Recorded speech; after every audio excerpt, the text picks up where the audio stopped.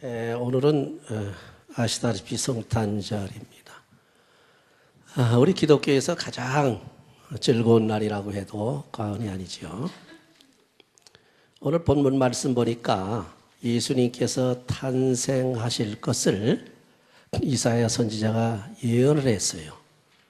물론 예수님은 옛날에 벌써 창세기에서부터 이 땅에 오실 것을 예언을 한 것을 알 수 있습니다. 그래서 여인의 후손으로 오실 것을 말씀하셨고, 아브라함의 자손, 아브라함의 씨, 다윗의 자손, 이렇게 쭉 이렇게 예수님에 대한 계시가 성경에 기록되어 있습니다. 그래서 이제 선지서에 오게 되면 나귀를 타고 오신다, 또는 이사야 선지자가 말한 오늘 본문 그대로 처녀가 잉태하여 아들을 낳으니 임마누엘이라 하라. 이렇게 이제 우리 예수님이 탄생하실 것을 이 선지자들이 쭉 이렇게 예언을 했어요. 오늘 본문에 보라, 처녀가 잉태하여 아들을 낳을 것이요 그 이름을 임마누엘이라 하라. 이 임마누엘이라는 얘기는 하나님이 우리와 함께 하신다, 우리와 함께 계심이라, 그런 뜻입니다. 근데 하나님이 우리와 함께 계신다고 하는 것은 사실 기적 중에 기적이죠. 그 이유가 왜냐하면 아담과 해와 우리의 조상이 범죄한 후에 하나님이 떠나셨어요. 그렇죠? 죄를 지어서 우리 죄인하고 같이 하실 수가 없고, 에덴 동산을 갈아엎어버리고 우리 조상이었던 아담과 해와를 에덴 동산에서 내쫓아버렸습니다. 그 에덴 동산을 내쫓아버리신 그 하나님께서 우리와 함께 해 주신다고 하는 것은 참 기적입니다. 그래서 여기 기적에 대해서는 여러 가지가 이제 나타나 있겠지만은, 오늘 분명히 이 임마누엘의 기적이라고 하는 것이 어떠한 기적이나 하는 것을 간단하게 몇 가지만 생각해 보기로 하겠습니다. 임마누엘이라고 하는 기적은 하나님이 우리와 함께 하시는데, 우리와 함께 하시기 위해서는 하나님이 우리에게 오셔야 된단 말이죠. 그렇죠? 그런데 우린 죄인이고 육체로 타락된 그런 인간인데 신이신 하나님이 어떻게 우리에게 오시느냐. 더군다나 우리는 하나님을 볼 수도 없고 하나님과 함께 할 수도 없는 죄인 중에 죄인이라는 거예요. 도저히 같이 있을 수가 없는 이 우리에게서 떠나신 하나님이 우리에게 오시는 사건이, 또 오셔서 우리와 함께 하시는 사건이 바로 임마누엘의 사건이에요. 그렇죠? 임마누엘의 기적이란 말이에요. 그렇다면 우리와 전혀 상관할 수가 없고 우리가 볼 수도 없는 그 하나님이 우리와 함께 하시기 위해서는 우리에게 오셔야 되는데, 우리에게 하나님이 직접 오시게 되면 어떠한 문제가 벌어지느냐 하게 되면, 첫째는 우리가 볼 수도 없고 들을 수도 없고 그 하나님과 함께 할 수도 없지만은, 그 하나님이 신으로 우리에게 오신다고 영광스러운 모습으로, 또는 거룩하신 모습으로, 신의 모습으로 직접 우리에게 나타나신다고 하게 되면 결과가 어떻게 될 것이냐, 여러분 잘 아시겠지요. 그 자리에서 우리는 즉사해버리고 맙니다. 죽어요, 죽어. 왜? 거룩하신 하나님 앞에 우리가 가면 죽게 돼 있습니다. 그래서 성경에 보시게 되면 여러 가지 그런 얘기들이 나오는데, 그래서 하나님을 우리가 직접 볼 수가 없습니다. 하나님은 빛이시여 거룩하신 분이시여 영광이 충만하신 분이시여 하나님은 죄가 없으신 분이시여 하기 때문에 죄인이고 더러운 우리가 우리 하나님을 보면 죽는다 해서 하나님을 본 자는 죽으리라 그랬어요. 그렇죠? 하나님을 본 자, 하나님을 볼 수가 없어. 특별히 하나님의 은혜를 입고 특별히 소명을 받아가지고서 하나님의 사명을 가지고 역사하던 모세도 그래서 하나님을 정면으로 보질 못하고 하나님의 등만 보았다, 그런 말씀 우리가 볼 수가 있죠. 자, 성경에 보게 되면 우리 사람이 하나님을 직접 만나든지 하나님의 성물을 직접 만지든지 하게 되면 즉사하게 돼 있어요. 예를 들게 되면 여러분 다윗이 그야말로 뭡니까 법궤를 다윗성으로 옮기기 전에 이제 에돔 사람들 아리우나 타작 마당에서 그야말로 법궤를 이제 오벳에돔의 집에서 이제 운반할 때에 그 송아지가 그 법궤를 이렇게 메고 가든 싣고 가든 송아지가 벌떡벌떡 뛰니까 법궤가 떨어질까봐 그냥 법궤를 탁 그냥 만져서 떨어지지 못하게 하려고 만졌다가 그 자리에서 즉사했지요. 우싸. 그렇죠? 그 다음에 이제 그뿐만 아니라 또 이 법궤가 가가지고서 법궤가 아주 괴상하다. 이게 참 이거 신기하다 해가지고 그 사람들이 그 법궤를 열어보는 순간에 한꺼번에 5만 70이라고 하는 숫자의 사람이 죽었어요. 이게 참 이거 희한한 일이죠. 이건 무엇을 의미하냐면 하나님을 우리가 직접 만나고 직접 만지고 하나님을 직접 보게 되면 죽는다 이거예요. 즉살해버리고 만단 말입니다. 그러니까 우리에게 지금 하나님께서 그리스도 예수의 은총이 아니고 나타나신다고 하게 되면 우리는 그 앞에서 죽어요. 쉽게 예를 들게 되면 여러분 아주 쨍쨍 내려 쪼이는 태양볕에 세균이라든지 이런 곰팡이 벌레 이런 것들이 있으면 그건 그대로 죽어버립니다. 그렇죠? 그 빛에 못 견뎌요. 꼭 그와 같습니다. 근데 그 하나님이 우리와 함께 할 수 없는 하나님이 우리와 함께 하신다고 하는 것은 기적이다. 그게 무슨 기적이냐? 임마누엘의 기적이라. 그럼 임마누엘의 기적이라고 할 때 첫째 중요한 것은 하나님께서 우리에게 오셔서 우리와 함께 하기 위해서 우리를 만나 주셔야 되는데 직접 오시면 우리가 죽으니까 결국 우리 하나님께서는 우리 죄인의 모습으로 오실 수밖에 없다는 거예요. 그렇죠? 그래서 동정녀에서 잉태하시는 예수님으로 우리에게 오시게 된다는 거죠. 그게 이제 화육된다는 얘기로 쓰는데 그래서 동정녀에게서 잉태하지 아니하고 또 보통 사람들에게서 젊은 여자나 또는 이 부인이나 이런 데서 잉태하게 되면 왜 이게 또 지지 않느냐. 그 또 보통 사람하고 똑같으니까 우리를 구원할 수 있는 그러한 메시아의 자격이 없어진다는. 그렇죠? 죄가 없으신 분으로서 우리를 의인으로서 우리를 구원할 수 있는 분으로 오셔야 되는데 그렇기 때문에 하나님이 직접 오셔야 되는데 하나님이 직접 오실 때는 인간의 부정 모여를 통해서 오시는 게 아니다 이거예요. 그래서 처녀 다시 말하면 동정녀에게서 잉태해서 오신 분이 예수님인데 그 임마누엘 사건이란 말이에요. 이것이 바로 기적이라는 거예요. 그렇죠? 여러분 동정녀는 뭡니까? 남자를 알지 못하는 처녀를 동정녀라고 그러죠. 그렇죠? 그래서 처녀가 그것도 남자 없이 아이를 가졌다. 잉태했다. 이거 있을 수 있느냐? 이거 있을 수 없다는 얘기입니다.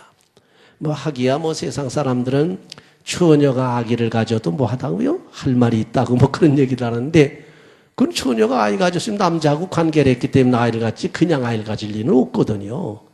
근데 여기 본문에 분명히 보게 돼 처녀가 잉태했다 그랬어요.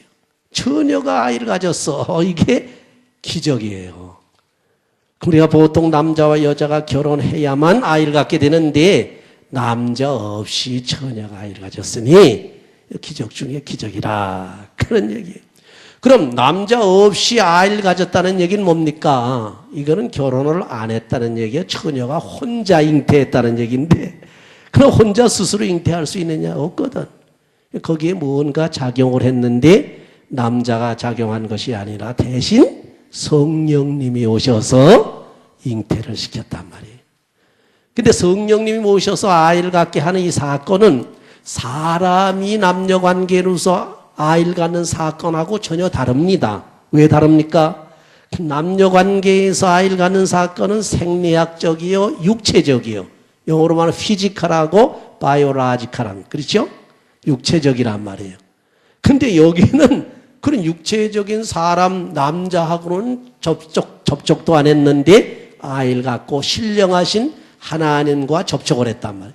그러니까 성령이 오셔서 아이를 갖게 했다는 얘기는 육체적인 이 인간이, 처녀가, 여기 이제 앞으로 우리가 보게 되면 예수님의 어머니인 마리아를 얘기하는 거죠. 그렇죠? 처녀가 잉태하도록 성령이 역사했단 말이죠. 그건 무엇을 의미하느냐 하게 되면 육체적인 인간에게 신령이 덮어 씌워서 그 아이를 갖게 했다. 이 상당히 신비이기 때문에 이건 또 기적 중의 기적입니다. 이거는 우리가 세상에서 볼 수 없는 기적이요, 누구도 말할 수 없는 기적이요. 그래서 이것이 인간된 두뇌로, 인간의 이성으로 이해가 되질 않아가지고 석학이라고 하는 그 신학자들, 학자들이 말이죠, 별짓을 다 하고 이걸 부인하느라고 난리를 치지 않습니까? 이게 이해가 안 되는 겁니다. 그래서 기적이 성령으로 잉태한 사건이라. 여러분이 지금 100번 어머니 뱃속에 들어갔다 나와도 천국에 들어갈 수가 없다고 그랬어요. 그렇죠? 율법 학자여 성경 박사인 니고데모가 밤에 예수님을 찾아와서 예수님에게 진리를 배우기 위해서 예수님에게 찾아와 가지고 대화를 하는 중에 성령으로 거듭나지 아니하면 절대로 하늘나라를 볼 수도 없고 갈 수도 없다 그랬거든요. 그러니까 이 니고데모가 무슨 생각을 했느냐 하게 되면 다시 거듭났다 한다는 얘기는 다시 어머니 뱃속에 들어가서 다시 나와야 된다는 육체적인 개념을 가지고 생각을 했다는 거예요. 그래서 모태에 다시 들어갔다 나와야 되겠습니까 하는 그런 얘기란 말이에요. 그러니까 예수님께서 하시는 말씀은 육으로 난 것은 100번을 낳아봐도 육이다 그럽니다. 남녀가 결혼해서 아이를 낳아봐야 100사람 또는 100번 해야 뭐 쌍둥이가 몇 쌍둥이에 있다 그러는데 7남매, 8남매, 10남매, 몇십 남매를 낳아도 몇십 남매 난 사람 미국에 있습니다. 여자를 하도 많이 거느리고 나가지고서 어떤 사람 뭐 자녀가 뭐 몇십 명, 30명이고 막 이런 사람이 있거든, 가족이. 아무리 그렇게 낳아봐도 그것은 남자와 여자와의 육체적인 관계 속에서 난 아들들이기 때문에 이건 기적이 아니란 말이에요. 절대 기적이라고 할 수 없어요. 그러나 그게 아니고 성령으로 잉태해가지고서 거듭나가지고서 낳는 사건은 이건 정말 기적이라는 거예요. 다시 말하면 남자도 없습니다. 남편도 없습니다. 누구하고 관계한 적도 없어요. 그런데 낳단 말이에요. 그건 무엇이냐? 육체로 난 것이 아니라 육으로 난 것이 아니라. 예수님께서 말씀하신 대로 육으로 난 것은 100번, 1000번 육으로 나봤대. 자, 육으로 난 것은 육이다. 육신으로 난 것은 육신이다. 너희들이 그것을 깨닫지 못하느냐. 영으로 난 것을 말한다 했어요. 영으로 났다. 영으로 거듭나는 건 뭘 의미하느냐? 바람이 불매, 바람이 어디서 왔다가 어디로 가는지 모르는 것 같이 영으로 난 사람, 거듭난 사람, 중생한 사람도 그러니라. 여러분이 중생했다고 믿지요? 믿습니까? 믿습니까? 거듭났다고 믿습니까? 아멘. 믿는다는 사실. 그런데 그걸 어떻게 아냐 말이에요. 어디서부터 바람이 어디에서 불어서 어디로 가는지 모르는 것 같이 내가 중생하긴 했는데 어떻게 돼서 중생했는지 잘 모른다. 그게 왜 그러냐? 영으로 낳기 때문이다. 육체로 난 사람은 100번 낳아봤댔자 육체의 연한에, 연수의 제한을 받아서 잘 살아야 8, 90, 좀 더 살아야 100세, 그러고 죽습니다. 그러나 영으로 난 사람은 영이라고 하는 것은 영원합니다. 특별히 영이라고 하는 것은 성령을 말하니까 성령으로 거듭난 사람은 성령과 같이 다시 나가지고 영원하게 살 수 있다. 영생을 얻을 수 있다는. 할렐루야. 그래서 성령으로 거듭나는 사건인데 이것이 바로 기적이다. 근데 성령으로 거듭나가지고서 누굴 낳느냐 하니까 아들을 낳았다 그랬어요. 요래서는요, 신학자들이 이거 별짓들을 다 합니다. 뭐 천사도 남자다, 뭐다, 또 하나님도 아들, 하나님도 아버지만도 아니고 어머니도 된다, 별 얘기들을 말하는데 이런 거는 우리 귀에 담을 적어도 여기 아들을 낳았다고 하는 그때 당시에 유대의 그런 사건, 유대의 그 풍습과 유대의 전통에 의해서 우리 한국도 그러죠. 아들이 씨가 되니까 아들이라는 그런 인간의 족보를 통해서 말씀하시는 거니까 어쨌건 사람의 아들로 낳았다고 하는 이 사건도 기적이라. 왜? 남자 여자가 결혼해서 아들을 낳았다고 그러면 기적이 아닌데 이거 영으로 낳았는데 또 아들을 낳았단 말이에요. 그러다 여러분 남자 여자 결혼해가지고 낳아도 그거 참 50-50 아닙니까? 50대 50이거든. 남자 아니면 여자라. 아들이 아니면 딸이다. 이렇게 되거든. 그 염색체의 결합에 의해서 남녀 영색, XXYY, XY, XYY, 염색체 결합에 의해서 남녀가 구분이 되니까, 우리가 알 수는 없지만은, 그런 인간적인 방법으로 생물학적으로 낳는 아들들은 염색체의 결합을 위해서 낳는 거기 때문에 그건 당연한 거예요. 그건 생리적인 현상이요, 생물학적 현상이. 그렇죠? 근데 영으로 거듭나가지고 아들을 낳았다. 이런 얘기를 합니다. 이거 기적이. 근데 사람의 아들을 낳았다는 거, 영으로 어떻게 사람의 아들을 낳느냐, 이 얘기요. 이게 기적이고, 이게 또 임마누엘의 기적입니다. 또 하나는 하나님의 아들을 낳았다고 하는 게 또 기적이요. 왜? 하나님, 성령이 오셔서 성령으로 말하게 된 그렇게 큰 기적 같지 않은데, 사람이 하나님의 아들을 낳았단 말이에요. 이게 또 기적이란 말이에요. 그렇죠? 누굽니까? 사람 마리아의 처녀. 참 기적과 기적이에요. 지금 오늘 사건은요, 완전히 기적입니다. 전부. 기적 중에 기적이. 사람의 아들 낳은 것도 기적이요. 하나님의 아들 낳은 것도 기적이요. 사람의 아들 낳은 것은 왜 기적이냐? 성령이 오셔서 어떻게 사람의 아들을 낳게 했으니 이것도 또 사람인 처녀가 바로 하나님의 아들을 예수님을 낳았으니 이것도 기적이야. 여러분, 우리가 기적이 아니면 구원 못 받습니다. 죽게 돼 있어요. 죄인이기 때문에.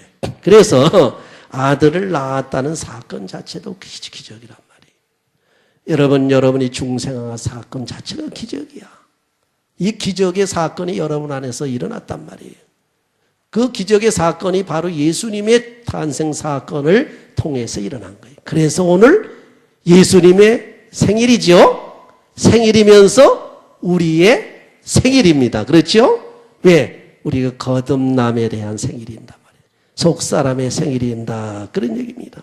이런 기적들을 가르쳐서 임마누엘 사건의 기적인데 오늘 이 임마누엘 사건으로서 우리에게 큰 축복이 왔다는 것은 세상 사람들이 받지 못하는 기적입니다. 세상 사람들이 누리지 못하는 축복이에요. 얼마나 좋습니까? 보세요. 세상 사람들이 아무것도 모르고 삽니다.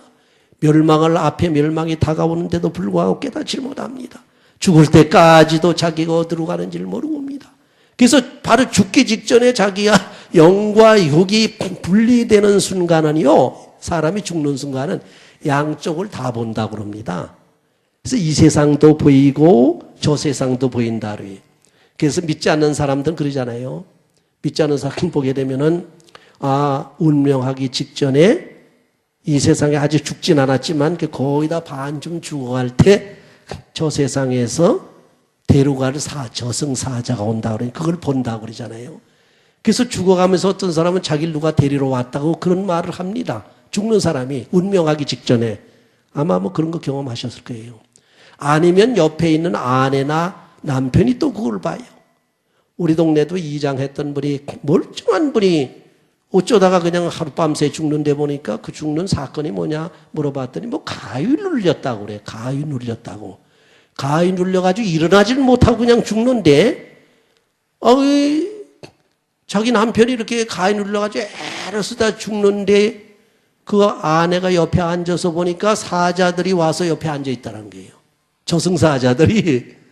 그건 무엇을 의미하느냐면 이건 우리가 이 땅 위에 세상과 저 세상이 있다는 걸 말하는 거예요. 그래서 믿지 않는 사람들은 저승이라고 하고 이 땅을 이승이라고 그러죠. 그렇죠?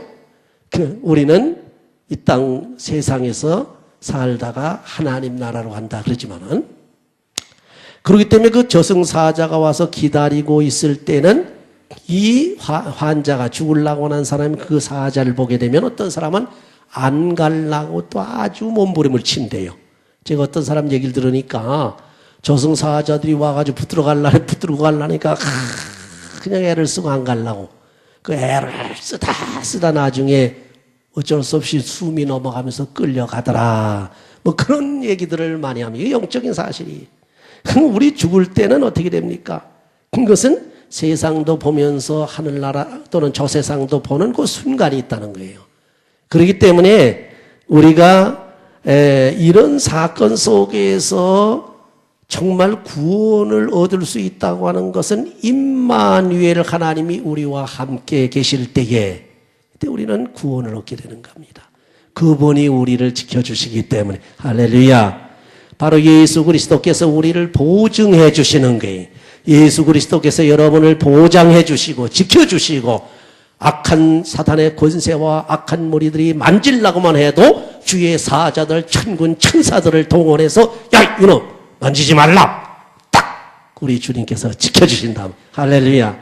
그래서 죽음을 그래서 두려워하지 않는 거예요. 그렇죠? 그래서 어떤 분들은 아이고 이거 죽을까 봐 겁이 나고 죽을 때 이거 어떡하나 뭐 그러는데 진짜 믿음 있는 분들은 오히려 죽음이 가까우면 주님 만날 시간이 가까워지니까 더 좋아한다. 뭐 그렇죠?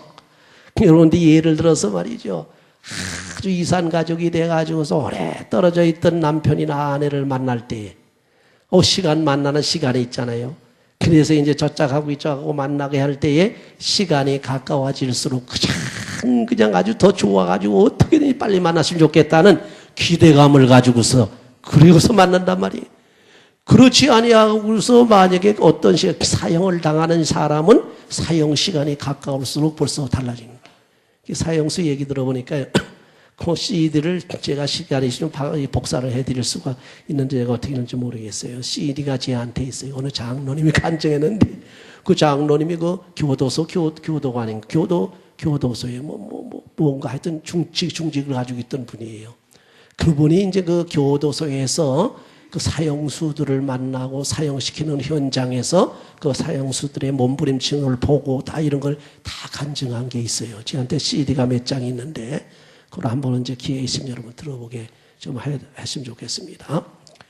벌써요, 그 교도관이 와서 어느 감방에 와서 몇 번 나오시오 할 때 벌써 직감으로 온답니다. 그 사형수들은. 데리고 나갈 때 어디로 가는 거 벌써 보고 벌써 그때서부터 몸부림치기 시작하는 거예요. 그때서부터 한 두려움에 쌓여가지고 나중에 이제 갈 때 어떤 사람은 뭐 이렇게 뭐 뒤집어 씌우고 가지고 가기도 하고 그런 모양인데 그래가지고 갈 때 그렇게 사람이 몸부림친다는 게. 그 왜냐면 뻔하거든. 전 거기 가서 이제 뭡니까 교수형 목매에 달아서 죽을 수밖에 없는 그 사형장에 들어가니까 그걸 안단 말이에요. 두려움 속에서 완전히 공포에 질려가지고 이렇게 그냥 뭐 개가 끌려가듯이 끌려간단 말이에요. 여러분 인생을 그렇게 사셔서는 안 된다 그런 얘기 그렇죠? 왜 그렇습니까?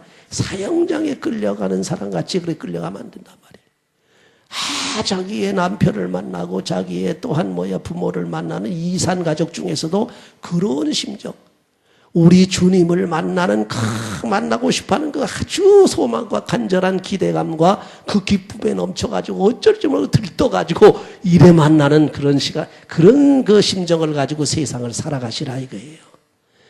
여러분 세상 살 때 조금만 적어도 그냥 고통을 당하고 그냥 어려움과 그냥 여러 가지로 고난과 마음이 괴롭고 이렇게 산다는 얘기는 사형장에 끌려가는 사형수 같은 생활이란 말이에요. 그렇죠? 평상시에 그렇게 살지 말라 그런 얘기입니다. 항상 평상시에도 말이죠.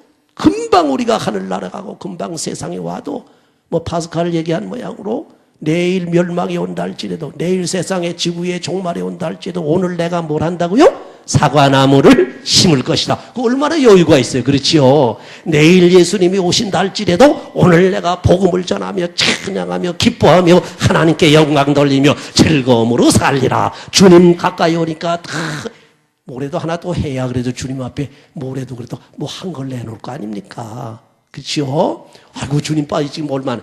지금 제가 어느 총장을 만났어요. 자꾸 만나자 그래서 만나가지고 식사하면서 그분하고 대화하는데 굉장히 그분하고 저하고 은혜를 이제 받았습니다만은 그분이 전태 계속 와서 하는 게 이제 임박했다는 거예요, 세상에. 그러면서 제가 우리 제4세계 선교를 쫙 설명을 했어요. 완전히 깜짝 놀래요. 세상에 이런 거 처음 봤다는 거예요, 자기가. 그러면서 이분이 하는 얘기가 뭐냐, 그러면 목사님 그 사이트에 있는 거 우리가 좀 옮겨가도 되겠습니까? 마음대로 옮겨가라고. 그 사이트로 옮겨가라. 그래서 뭐 당장 그냥 뭐 뉴욕에 있는 분인데 거기도 전화로 연락하더니만 우리 사이트에 있는 거 제4세계 선교 강의한 걸 막 퍼다가 거기다 옮겨 놓더라고요. 그런 분인데 그분이 하는 얘기가 그래요. 야, 이제 아주 임박했다는 거예요. 세상의 끝날이 가까워졌다. 어떻게 할 것이냐. 그래서 그분이 70이 넘었나 모르겠어요. 그런데 이거 하나라도 더 전하고 하나라도 더 복음을 전하고 주의를 해야지 이렇게 됐다 안 되겠다는 거예요. 그래가지고 지금 뭐 세계로 막 뛰어다니더라고. 뭐 중국이고 뭐 사방 세계로 뛰어다니면서 그 대학들하고 막 연결하고 막 또는 뭐 자매 결혼 맺고 막 배출하고 막 뭐 정신이 하나 없더라고요. 그러면서 하는 얘기가 임박했다고 그래요. 임박했다고. 보세요. 그러니까 때가 임박해 올수록 주님이 가까워 오신다는 거예요. 그러면 주님이 문 앞에 가까이 오실 때 내가 아무 선물도 가지고 있지 못한다. 예를 들어서 한 것이 하나도 없다 할 때는 빈손으로 주님을 영접해야 될 게 아닙니까? 그렇지요? 더군다나 최소한도 기름을 준비한 등불만이라도 가지고 주님을 영접해야 되는데 등은 가지고 있지만 기름이 다 말라 빠져가지고 불을 못 켜고 주님을 영접한다. 캄캄한 데서 어떻게 주님을 영접하겠어요? 미련한 다섯 처녀 모양으로. 그렇죠? 이는 쫓겨나 어두운 데서 이를 갈미 있으리라. 그게 되겠어요? 안 되겠단 말이에요. 그러니까 여러분 하나라도 작은 것에서부터 자기 있는 자리에서부터 가족으로부터 주위 있는 데서부터 하나라도 더 주님 기뻐하시는 일을 하나하나 쌓아나가시라는 거예요. 할렐루야. 더 나가서 복음을 계속 전하라기. 만나는 사람마다 예수를 전하세요. 그 예수 전하는 거 쉽지 않아요. 뭐 예수 믿으셔 막 그러지 말고 같이 대화하면서 예수님 얘기하고 자기 은혜 받은 얘기하면 되는 거예요. 그렇죠? 그 교회 얘기하고 교회 가니까 이렇게 은혜 우리가 평안하고 말이죠. 소망이 넘치고 말이죠. 이거 예수 믿으니까 이런 축복이 오더라. 예수 믿으니까 내가 이렇게 건강하게 잘 살더라.